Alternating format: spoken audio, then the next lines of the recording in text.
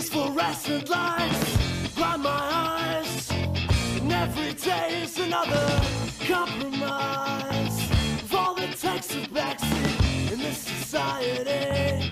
My integrity, my ability, but there's a silent song inside my head.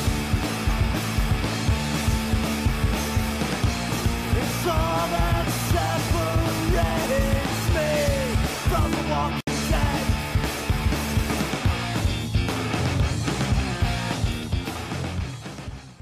Welcome to Initial Reaction. I'm Nil Gravity, and we're about a little more than 2 weeks away from the first Democratic primaries. And I recently heard someone say that no one could have predicted that Bernie Sanders would do as well as he has. But if you look back in April, I made a video called Bernie Sanders Isn't the New Ron Paul, though a lot of libertarians thought that I was comparing the two. But the point of that video was that Bernie Sanders was going to go much further than Ron Paul, and I've been proven right. And I figured I would take advantage of my rightness by pointing out 5 reasons. Oh wait, no, I bumped it up to 6. 6 reasons why Bernie Sanders is the stronger general election candidate.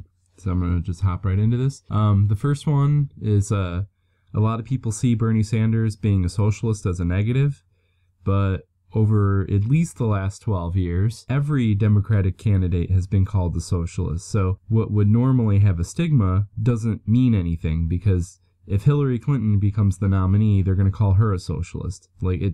It doesn't matter who the nominee is, they're going to get called a socialist because they're Democrats. So it's really stupid to say that it's going to hurt him. The counter argument to that would be, well, but he really is a socialist. But he's not. The socialist means someone who wants to make the government in charge of the means of production. Bernie Sanders doesn't want to do that. When he calls himself a democratic socialist, all he's really saying is, hey, how about we act a little more like Sweden or Norway or Finland?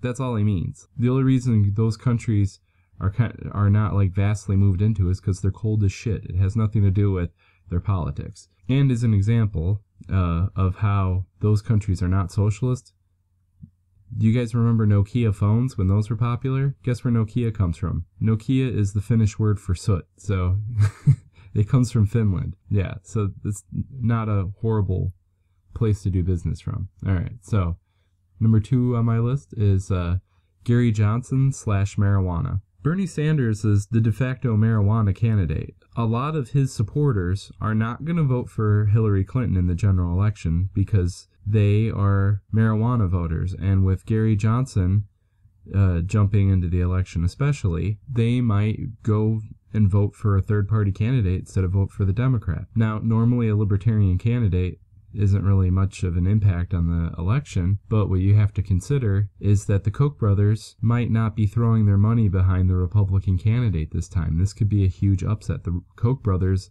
identify as libertarians. Gary Johnson is the former governor of New Mexico, and before you dismiss him, remember, I'm the one that said you should not dismiss Bernie Sanders. So I think with him in the race, it'd be really stupid to elect Hillary Clinton because he might be able to woo a lot of Bernie Sanders supporters, especially ones that are voting just on the marijuana issue. On a related point, as Bernie Sanders points out, Democrats win when voter turnout is high. Bernie Sanders has the highest enthusiasm gap. Or the highest enthusiasm. He's going to bring out voters like nobody else. And we're going to see a moment if he gets when he starts winning states like Obama had. Black voters did not want to support Obama because they were kind of afraid to get their hopes up. And then after they saw him get attacked and then saw him win a couple states, they're like, oh shit, this is for real. And they started voting big time. And the same thing's going to happen with independent voters, where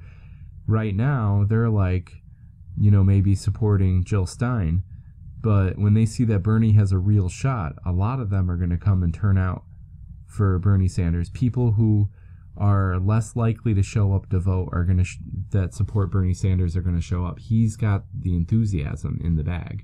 Now, 4th point. One of the biggest issues with Republican candidates is that they're full of shit. Just about every single guy that I can think of that's running is full of crap. They just make up all sorts of shit. And I'll give credit to Rand Paul. Recently he seems like he's kind of straightened out his act, but if you dig back a little bit, he made several obvious statements that were bullshit. Now, I'm not watching him very closely now, so maybe I'm wrong that he hasn't, cleaned up his act, but yeah, like, they just all seem to, like, just be totally full of shit. So Bernie Sanders, he's considered honest and authentic, so that would be in stark contrast. Now, what's Hillary Clinton's reputation?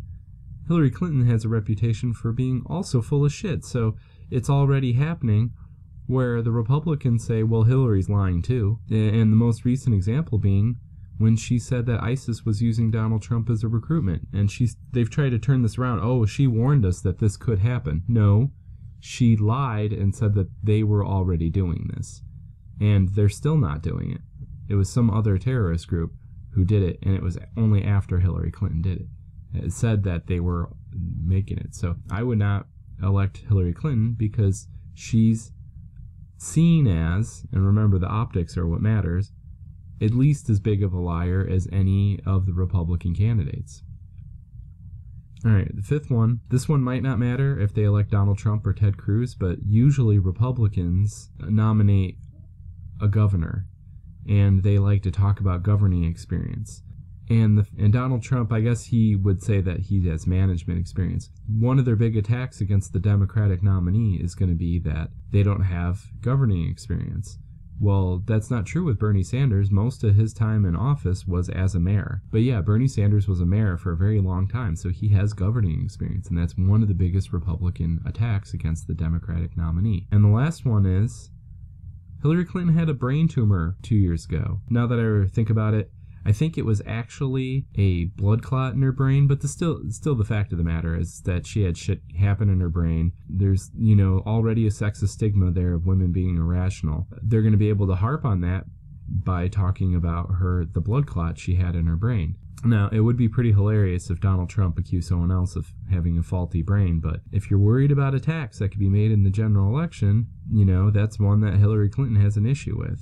So, and I guess since I brought that up, I should bring up the fact that a lot of people are saying, oh, well, Bernie Sanders is old, we shouldn't elect someone old to the White House. Well, he's obviously not senile, so the only reason I could think that could be a negative is if you're saying that he's going to die in office. Well, he's probably going to pick a young VP, so that's not even an issue as far as I'm concerned, because if he were to die in office, he'll get replaced by, hopefully, Elizabeth Warren, because she's who I'd love to see as VP. And I don't actually think there's that huge of an age difference between Hillary Clinton and Bernie Sanders. Bernie Sanders, doesn't dye his hair, so he looks older. So I'm going to wrap it up there.